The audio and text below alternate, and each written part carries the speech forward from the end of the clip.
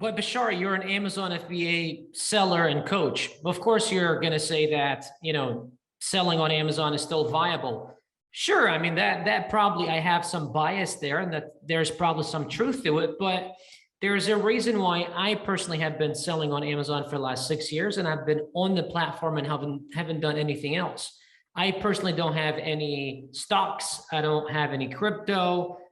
We have some of our students that paid us in crypto. That's the only crypto that the company holds. I personally don't hold any. I don't have any investments. I'm not in real estate. I'm not really in anything. I just reinvest money back into scaling our Amazon business. And then the methods that I learned from there, I teach our students.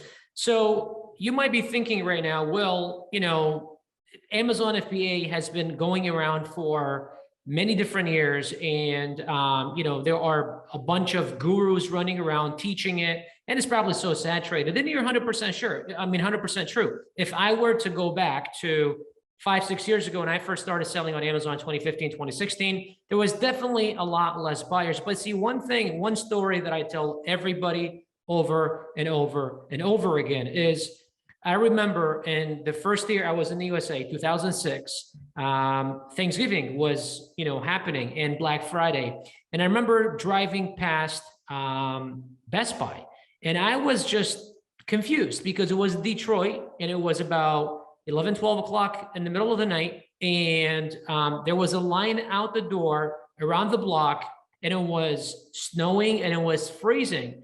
And to me, coming from Iraq, that kind of weather was insane because I've never seen snow in my life.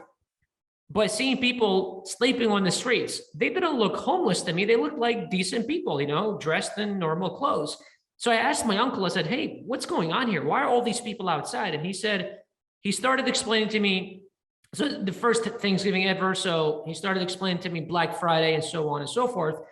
And I understood that. And then over the years, I've just watched and that was Best Buy, by the way. Over the years, I've watched that line get shorter and shorter and shorter. And what I've realized is more and more people shop online. I personally used to only shop in stores. I have a pretty weird body. If you follow me, you've probably seen, got a big head, small shoulders.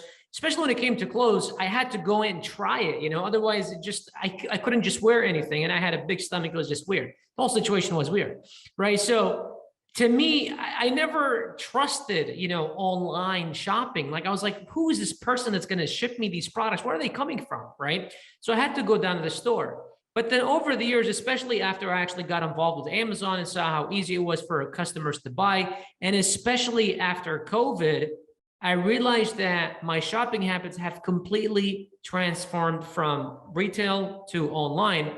And over time, that only actually increases. My retail shopping decreases, my online shopping increases. So one thing they have to understand is, yes, there are definitely a bunch of new sellers on Amazon today than there was. In fact, just in 2020 alone, 1.2 million new sellers joined the Amazon platform, right? But then the good news is that if you know what you're doing, if you've got a proven formula, they don't stand a chance, because guess what? We have 2,500 students, and we are one of the best and largest, if not the best and largest online education company for Amazon. And we only have 2,500 students. We've been in business for 2 years. Can you imagine 1.2 million new sellers, what they're doing and where they're getting their information from? I get it. There's hundreds and thousands of YouTube videos for free that people can watch. They don't necessarily need to enroll in BJK University or any other, coaching program for that matter. But how good are these videos? How detailed are they? You're watching this video. It's a great video, but is it really showing you step by step on how to sell on Amazon? And maybe, this one probably not, but other videos probably are in my channel. But can you really put them all in order? Are you missing some things? What if we're not giving you everything? What if we're not showing you everything because we want you to enroll in our university, right? What if that is the case, right? And that's the case with hundreds of thousands of sellers out there. So if you have what they don't have, you can definitely crush them. That's what I'm trying to tell you here. So is it saturated? It's absolutely saturated. It's a lot more saturated than it was, but there's also a lot more buyers on the platform today than there ever has been on the platform. And we have students until this day enrolling and making tens of thousands and hundreds of thousands. Now, no, it's not easy. It was probably a lot easier before, but it's also a lot easier than the traditional business, because let's face it, what else are you going to do? 51% of all online sales happen on Amazon. Your other option would be, say you've got a job and then you want to start an online business. What are your options? You could do stocks, you could do affiliate marketing, you could go into crypto, you could go into drop shipping, right? Like on Shopify. So let's look at those four things. If you do stocks, definitely lower barrier to entry, but also that means when it's lower barrier to entry, that means more people are trying to do it. And you don't really control the outcome. You control the inflow, but not the outflow.